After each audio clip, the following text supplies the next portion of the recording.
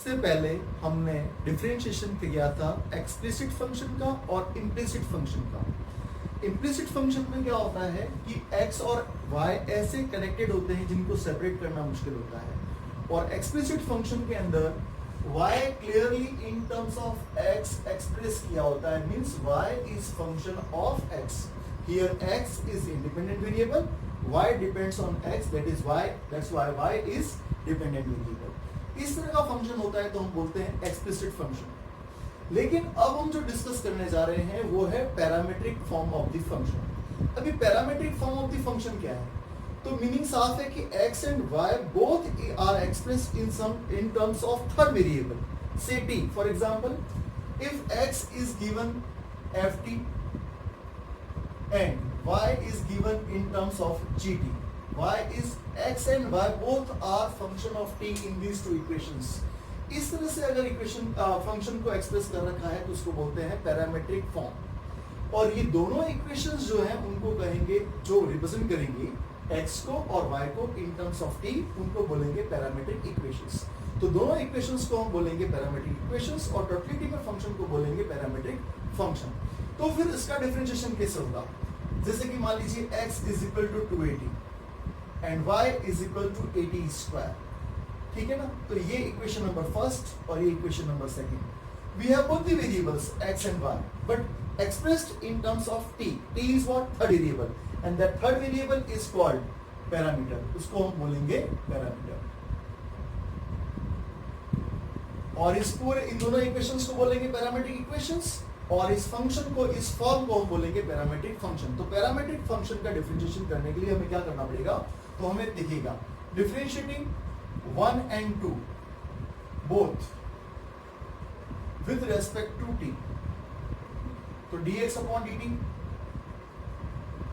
will be equal to what? 2a, and dy by dt is equals to 280.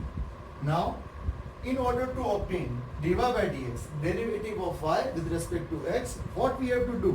We have to dy by dt upon dx upon dt. We have to divide dx upon dt in dy by dt. It will be what? 280 upon 2a, that is t। ये हमारा final answer है। तो करना क्या है कि हमें तीसरे वेरिएबल के रेस्पेक्ट में दोनों इक्वेशन को डिफरेंशिएट कर देना है। एक से हमें मिलेगा dx upon dt, दूसरे से मिलेगा dy by dt, और dy by dt में dx upon dt को डिवाइड कर दोगे तो आपको मिल जाएगा dy by dx। तो ये फंक्शन देखिएगा, पहले एक्सप्लेन कर देते हैं। दोनों इक्वेशंस को हम बोलेंगे पैरामीट्रिक इक्वेशंस। पैरामीट्रिक इक्वेशंस, और जो थर्ड वेरिएबल जिसकी फॉर्म में इनको एक्सप्रेस कर रखा है उनको बोलेंगे हम parameter. If parameter is theta, है ना? देखिएगा ध्यान से।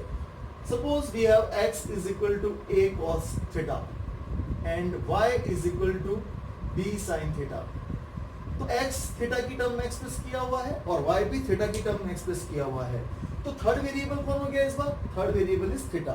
If third variable is theta and both are expressed in terms of theta, then these equations are also called polar equations. क्या बोलते हैं उसको? पोलर इक्वेशंस कहते हैं। और पैरामीट्रिक इक्वेशंस तो ये है ही, लेकिन इनका एक और नाम भी हो जाता है पोलर इक्वेशंस, और ये polar form of the function है। तो इस तरह के क्वेश्चंस को भी हम कर सकते हैं। dy by dx फाइंड करना है तो just we have to divide dy by d theta and dx upon d theta. dy by d theta upon dx upon d theta, it will be what? b cos theta, and this is minus a sin theta. So it is minus b by a cot theta is the derivative of y with respect to x. Now we are taking questions on parametric functions. Let's see here. X is cos theta minus cos 2 theta, and y is given in terms of theta, and it is sin theta minus sin 2 theta. We are differentiating both with respect to theta. Differentiating 1 and 2 with respect to theta. This is equation number 1 and this is equation number 2. These are the parametric equation as well as polar equation because third variable is theta. So what will be dx upon d theta? Minus cos theta plus 2 sin 2 theta, and dy by d theta will be equal to cos theta minus 2 cos 2 theta. Now what we have to do next? In order to find dy by dx, we have to take dy by d theta upon dx upon d theta. तो finally हमारा जो answer आएगा cos theta minus 2 cos 2 theta upon minus cos theta, here it will be sin theta minus sin theta plus 2 sin 2 theta, ये हमारा final answer हो जाएगा। Next question देखिए, dx upon d theta, same case है, ये भी x and y दोनों theta की फॉर्म में एक्सप्रेस किए हुए हैं, तो हमें इंडिपेंडेंट वेरिएबल जो कंसीडर करना है वो थीटा को कंसीडर करना है, इसीलिए हम इन दोनों इक्वेशंस को थीटा के रेस्पेक्ट में डिफरेंशिएट करेंगे, because x depends on theta and y depends on theta, तो हमें इन दोनों इक्वेशंस के लिए थीटा को इंडिपेंडेंट वेरिएबल मींस x की तरह ट्रीट करना है, और हमें लिखेंगे differentiation with respect to theta. तो dx अपॉन d थीटा देखिएगा a 1 minus cos theta and dy by d theta is equal to a. Once differentiation is 0 and cos theta differentiation is minus sin theta, so that dy by dx is equals to a minus sin theta upon a 1 minus cos theta. The half angle formula of sine is minus 2 sin theta by 2 cos theta by 2, and 1 minus cos theta is what? 2 sin square theta by 2. One power is cancelled, 2 is also, so minus cot theta by 2 is the final answer of this question. We have dy by dx is equal to what? Minus cot theta by 2. Next question, x is given in terms of t, and what is that? A cos t log tan t by 2. What is differentiation of log tan t by 2? That is cosec t. तो dx upon dt जो आएगा वो हो जाएगा a minus sine t plus cosec t. Cosec t को convert करते हैं अगर साइन में, तो ये न्यूमरेटर में हो जाएगा 1 minus sine square T upon sine T. देखिएगा ये 1 अपॉन साइन टी को साइन टी से मल्टीप्लाई करेंगे तो माइनस साइन स्क्वायर टी, और यहां आ जाएगा 1, तो हमने 1 माइनस साइन स्क्वायर टी लिख दिया, और ये हो जाएगा a cos square T upon sine T. And what about dy by dt?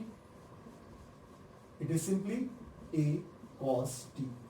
Means dy by dx is equal to dy by dt upon dx upon dt.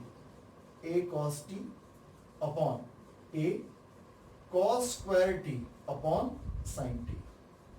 a से a cancel हो जाएगा, a cos t की power भी cancel हो जाएगी, और final हमारा answer आ जाएगा tan t. This is dy by dx. Next question देखिए, ये क्वेश्चन इंपॉर्टेंट है। What is in this? x is equal to a cos theta plus theta sin theta dx upon d theta. Why we are differentiating with respect to theta? Because theta is parameter for this function. X and y both are expressed in terms of theta, both are given in terms of theta, so we have to differentiate first x with respect to theta, y with respect to theta, then divide. It is a minus sine theta plus यहां पर जो theta into sine theta है, तो product rule apply होगा 1 into sine theta plus theta cos theta, because जब हम theta को differentiate करेंगे तो 1 आएगा, साइन थीटा साइलेंट रहेगा, थीटा एज इट इज रखेंगे तो साइन थीटा का डिफरेंशिएशन कॉस थीटा हो गया, sine theta is cancelled, final answer is what? a theta cos theta. This is dx upon d theta. Now see what about dy by d theta? a sin theta differentiation is cos theta minus, अब हम product rule apply करेंगे, theta का differentiation 1 cos theta as it is, cos theta को differentiate करेंगे तो minus sin theta आएगा और as it is रहेगा, तो ये a थीटा sin theta इसका डेरिवेटिव हो जाएगा, तो dy by dx बहुत ही सिंपल से तरीके से ये sin theta upon cos theta, because a theta will be cancelled and here it is also tan theta. इसका आंसर tan theta आ गया, tan t पहले वाले का था। अब यहां देखिएगा, ये क्वेश्चंस देखिए, x is square root of a power sin inverse of t and y is square root of a to the power cos inverse of t. If we differentiate x with respect to t, what will be there? Root x का differentiation होता है 1 upon 2 square root of a sin inverse of t. a power x का derivative a power x log a होता है, तो a power sine inverse t का differentiation होगा a to the power sine inverse of t dot log a। अब हम sine inverse of t का differentiation करेंगे तो 1 upon square root of 1 minus x square आएगा। देखिए ये डेरिवेटिव स्टेप बाय स्टेप, पहले रूट का डिफरेंशिएट किया, फिर a पावर x की तरह a power sine inverse of x को ट्रीट करके डिफरेंशिएट किया तो क्या आया a to the power sine inverse of t log a, और लास्टली हमने tan इनवर्स ऑफ t का डिफरेंशिएशन किया तो वो 1 upon square root of 1 minus x square आया। पूरा कंपाइल करते हैं तो देखिएगा ये फुल पावर है, ये हाफ पावर है, तो this is half power of a to the power sine inverse of t upon 2 square root of 1 minus x square. But this whole thing is what? X. So finally we can say that it is x log a upon square root of 1 minus x square. तो ये इसका final dx upon dt आया। अब देखते हैं dy by dt। इसका differentiation करना है, रूट x का डेरिवेटिव होता है 1 upon 2 square root of a power cos inverse of t, a power cos inverse of t का डिफरेंशिएशन होगा a power cos inverse of t log a, और cos inverse of t का differentiation हो जाएगा minus 1 upon square root of 1 minus x square. तो final answer देखिएगा 1 upon 2 square root of 1 minus x square, this is half power and this is full power and this is half, तो यहाँ जो आएगा वो y आएगा, तो इसको लिख पाएंगे हम y log a। तो फाइनल डिफरेंशिएशन देखिएगा dy by dx and derivative of cos inverse, that's why it is negative, dy by dx second upon first करेंगे तो log a 2 square root of 1 minus x square, ये तो सारी की सारी terms cancel हो जाएंगी, रिमेनिंग सिर्फ रहेगा y upon x। तो ये क्वेश्चन भी एक इंपॉर्टेंट क्वेश्चन है, x is equal to a square root of a sin power sin inverse of t and y is equal to square root of a to the power cos inverse of t। Now next, this is the lengthiest question, x is what? Sin cube t upon square root of cos 2t and y is cos cube t upon square root of cos 2t। Denominator same है, numerator में यहाँ पे sin cube t है, वहाँ पे cos cube t है। Both x and y expressed in terms of t means third variable, the parameter is t.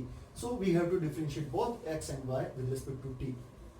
dx upon dt, see the denominator square root of cos t, differentiation of numerator, sine t की power 3 है तो 3 power का differentiation होगा 3 sine square t, 3 sine square t and derivative of sine t is what?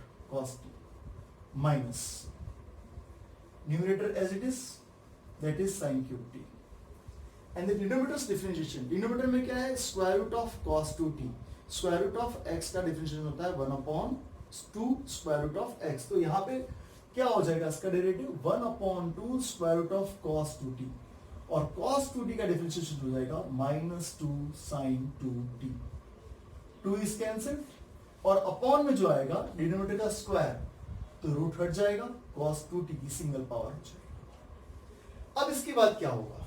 एक तो इस minus से इस माइनस को हमें प्लस करना है नंबर 1, और square root of cos t को एलसीएम ले लेंगे तो ये square root of cos 2t जो है उसका रूट हट जाएगा, तो नेक्स्ट टर्म आएगी 3 cos 2t sin square t and cos t plus sin cube t sin 2t upon cos 2t has power 3/2 now because half power is coming from numerator।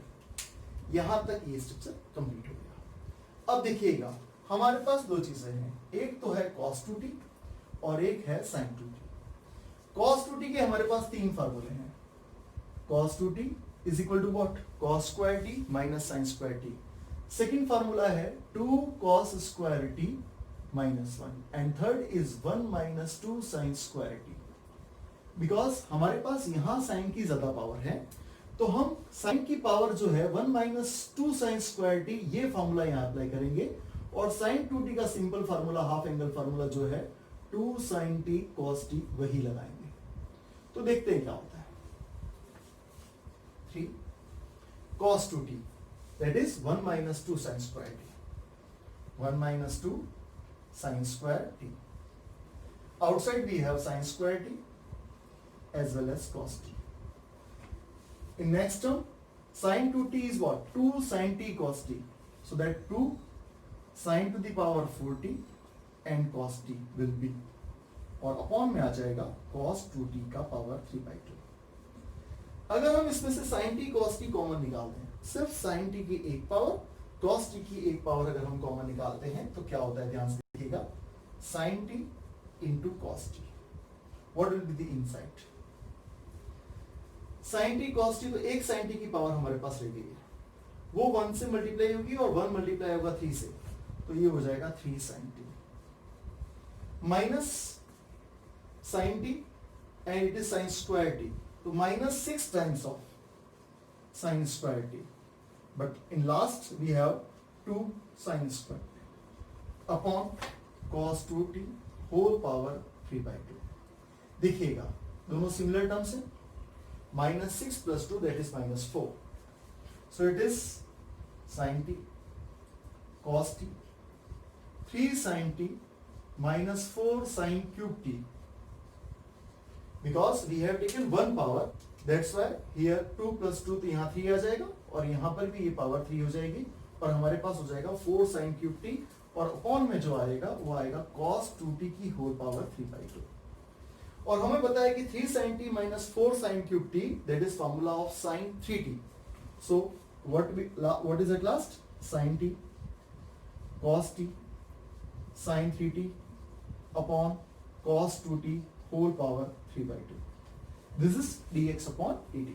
Now see y. What is y? Cos cube t upon square root of cos 2t. Means dy by dt is equal to what? Denominator, square root of cos 2t. And derivative of this, that is 3 cos square t sin t. Because देखो cos t की power 3 है तो पहले 3 आगे आ जाएगा और cos t की power हो जाएगी 2, और cos 2t का डिफरेंशिएशन होता है माइनस sin t, तो हमने माइनस sin t लिख दिया, minus cos cube t, and derivative of this 1/2 square root of cos 2t and minus 2 sin 2t, the differentiation of cos 2t. ठीक है ना, तो 2 से 2 कैंसिल और minus makes minus plus, and in the denominator we have cos 2t 1 power. Now we have to take again LCM, that is square root of cos 2t for numerator. So what will be there? Minus 3 cos 2t cos square t sin t plus cos cube t sin 2t upon cos 2t the power 3/2. ये हो जाएगा, क्योंकि half power जो आ रही है वो numerator के जो आपने एलसीएम लिया है उससे आ रही है. अब हमारे पास cos 2t का और sin 2t का फॉर्मूला हमको वैल्यू रखनी है. sin 2t तो वही होगा 2 sin t cos t, और इस बार हम cos 2t को 2 cos square t minus 1 put कर देंगे, क्योंकि cos की ज्यादा पावर हमारे पास यहाँ पर मौजूद है, तो हम cos 2t को भी cos की ही पावर में शिफ्ट करेंगे, तो क्या आएगा देखिएगा, -3 that is 2 cos square t minus 1, outside we have cos square t into sin t plus cos cube t, 2 sin t cos t, 2 sin t cos t, that is sin 2t's half angle formula, and last cos 2t whole power 3/2 in the denominator. Again we are taking same sin t and cos t common, sin t cos t हम common लेते हैं, तो जो कुछ भी बचा है वो हमें इस ब्रैकेट में रखना है. देखिएगा sin t की पावर 1 और cos t की पावर 1 हमने कॉमन ले ली, तो cos की एक पावर अभी भी रिमेनिंग है जो यहां से मल्टीप्लाई हो जाएगी, तो ये आएगा -6 cos cube t, because 2 power is there, 3 into 2 6. अब देखिएगा -3 into -1, that is +3.